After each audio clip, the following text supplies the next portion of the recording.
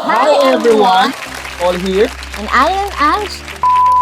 Ang effective communication ay ang foundation ng isang matatag na pagsasama.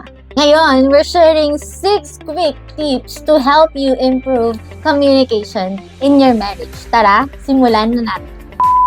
Tip number 1, practice active listening. Totoo mong pakinggan ang iyong partner nang hindi nang iistorbo o nag-iisip ng sagot. Mag-focus sa sinasabi ng iyong asawa. Ipakita ang empathy at magtanong para linawin ang kanyang mga sinasabi. Tip number 2.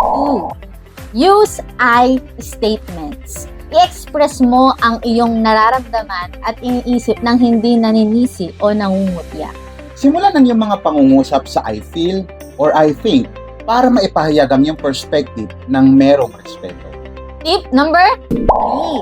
Schedule regular check-ins. Maglaan ng oras para pag-usapan ang inyong relasyon, mga nararamdaman at anumang concerns. Tandaan, magkaroon ng lingguhan o buwan ng mga check-ins kung saan pareho kayong magbabahagi at makikinig ng walang istorbo. Tip number 4. Be honest and transparent. Build trust sa pamamagitan ng pagiging open at honest sa iyong mainisip at nararamdaman.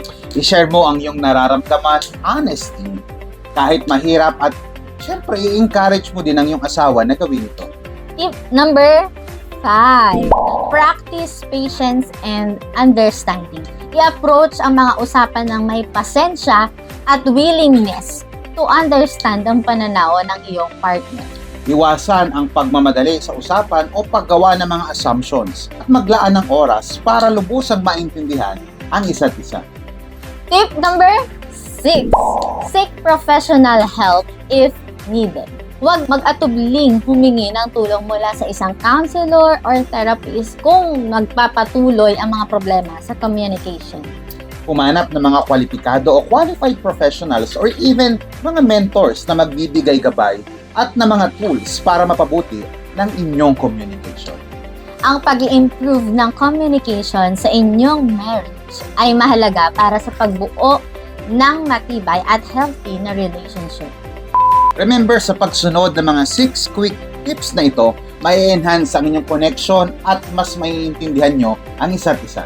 If you found these tips helpful, please like, share, and subscribe for more advice on marriage and financial planning.